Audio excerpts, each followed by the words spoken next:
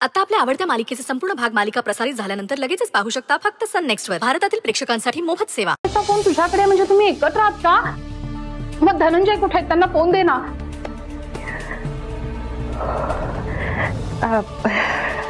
घाबरू नका, ते इथेच जवळ आहेत.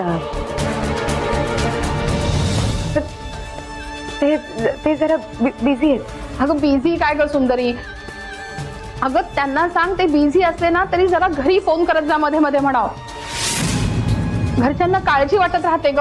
ख्याली खुशाली कळवावी आपली. बरं ठीक आहे, सुखरूप आहेत ना ते? मग मला आता काळजी नाही वाटणार. आणि आता ते तुझ्या बरोबर आहेत म्हणल्यावर त्यांना काही होणार नाही याची खात्री आहे मला. सुंदरी एक विचारू का? अगं मगाशी मी टीव्हीवर बातमी बघितली की तुझ्या घरात गोळीबार झाला. कोणाला इजा झाली नाहीये ना? आणि मला सांग धनंजय तेव्हा तिकडेच होते का? नाही नाही, सगळे सुखरूप आहेत काकू. तुम्ही काळजी नका करू. ठीक आहे. अगं धनंजयचा फोन लागत नव्हता ना, त्यामुळे मला जरा अस्वस्थ वाटत होतं. पण आता तुझ्याशी बोलले, धनंजय सुखरूप आहेत हे ऐकल्यावर चिंता मिटली माझी.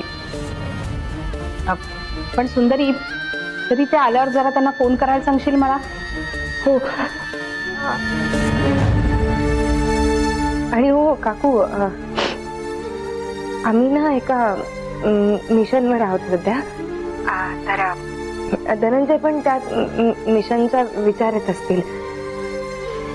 त्यामुळे त्यांच्याशी कदाचित तुमचं बोलणं आज रात्रीपर्यंत नाही होणार. कदाचित उद्याची सकाळ पण उजाडू शकते.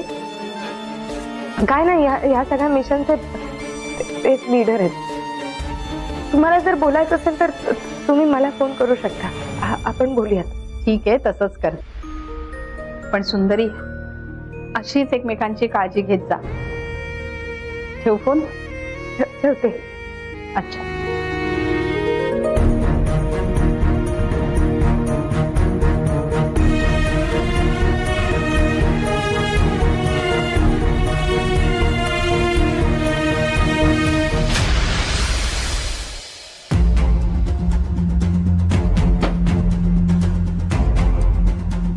धनंजय पेशंटच्या नातेवाईकांपैकी कोणी आलंय का?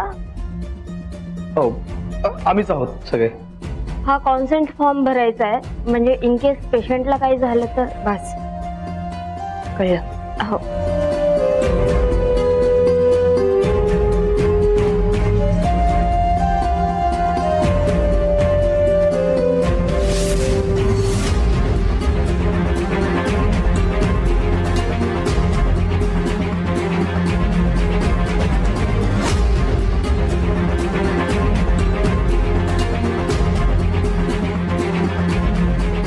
मॅम, पेशंटचं आणि तुमचं नातं काय आहे? नाही म्हणजे रिलेशनचा बॉक्स रिकामा राहिलाय म्हणून विचारलंय. सध्या तो बॉक्स रिकामाच ठेवा. ओके.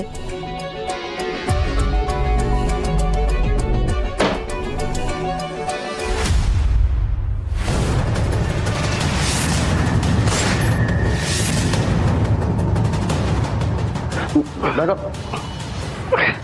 दादा काय वाटतं? म्हणजे हॉस्पिटलमध्ये तरी आणते म्हणायचं. बरं वाटतंय ना दादा? काळजी वाटत होती हो, तुम्हाला शुद्धच येत नव्हती. मी साहेबला कळून येतो. नाही, काय गरज नाही त्या सौदामिनीला सांगायची. सूर्या दादा साहेबला सौदामिनी म्हणाला. बापरे, डेंजर आहे.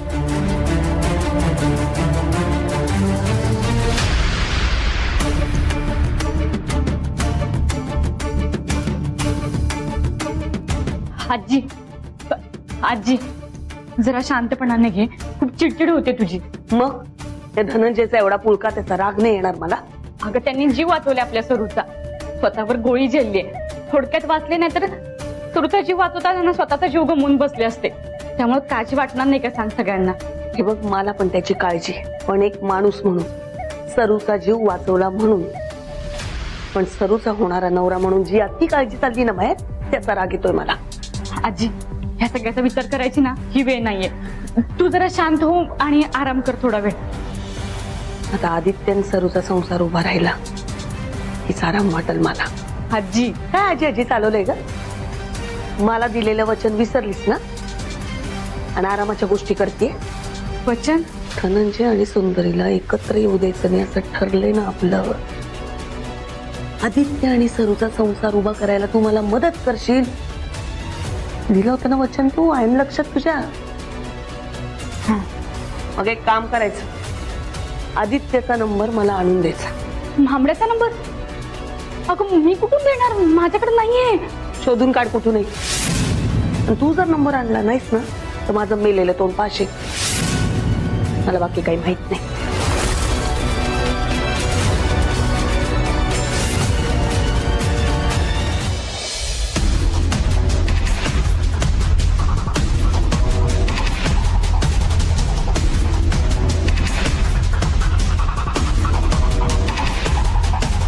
शेवटी साहेबाला अटक झालीच. तरी सांगत होतो जास्त ओढू नका, समोरचं पारड जड आहे, तोंडावर पडाल. ती सौदामिनी स्वतःला लय शहाणी समजते. हे म्हणा आता पडले ना तोंडावर बस बोंबलं. काका तिला भेटायला जेलमध्ये जावंच लागणार ना. अरे आटे, काय गरज नाही जायची. आयुष्यभर पाय धुतले तिचे. ती म्हणाल तो हुकूम ऐकला, जीव धोक्यात घातला. तिने काय केलं? गोळी झाडली आपल्या. आणि तू विसरला होय, तू फोन केला होता ना दादा होके येत म्हणून. काय बोलली ती? तर जगू नाही तर मरू, काय फरक नाही पडत. फरक नाही पडत ना, आता मला पण फरक नाही पडत. मनातून उतरली ती आपल्या फुल्यातपासून तिच्या नावावर. हा दादा बरोबर बोलताय तुम्ही. पण तुम्ही लय सहन केलंय. आता वेळ आली तिला दाखवून द्यायची तुम्ही काय चीज आहात. खरंच वेळ आली आहे दाखवून द्यायची की आता बॉस ती नाही, बॉस मी आहे. सूर्यकांत दादा. दादा कुठे आता? आलो जरा पाय मोकळा करून.